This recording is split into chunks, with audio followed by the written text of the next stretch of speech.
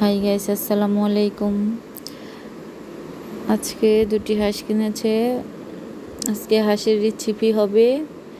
এর জন্য হাঁস দুটোকে নিয়ে গেল ড্রেসিং করার জন্য এক দোকানে যেয়ে দাঁড়িয়ে আছে।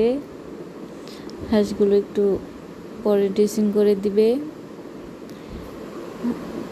হাঁসগুলো ড্রেসিং করে বাসায় নিয়ে এসেছে, পরিষ্কার করে নিয়েছি, দিয়ে দিয়েছি হলুদ মেখে। এখন আগুনে ঝাঁঝিয়ে নিব।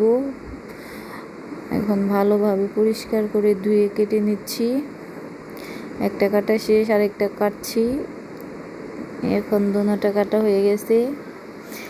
এখন ভালোভাবে ধুয়ে পরিষ্কার করে নেব।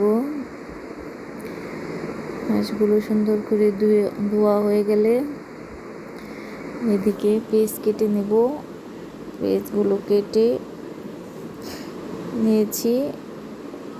এখন সব কিছু গুছিয়ে নিচ্ছি। সব কিছু গুছানো হয়ে গেলে এখন রান্না দিব। এদিকে রান্না দিয়ে দিচ্ছি। রান্নাটা আমি করছি না, অবশ্য আমার হাজবেন্ড করছে। সে রান্না করে খাওয়াচ্ছে।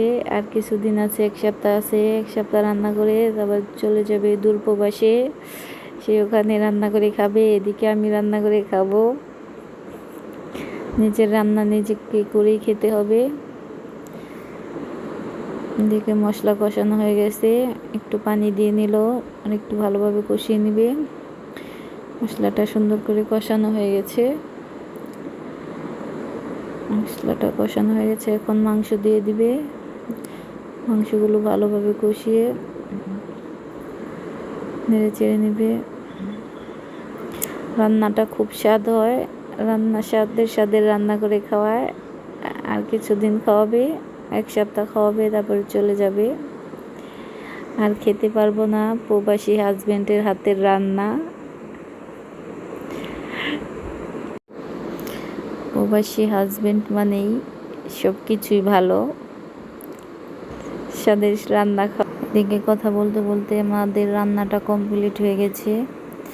রান্নাটা পুরোটা শেষ হয়ে গেছে। দেখেন কেমন হলো। আল্লাহ হাফেজ।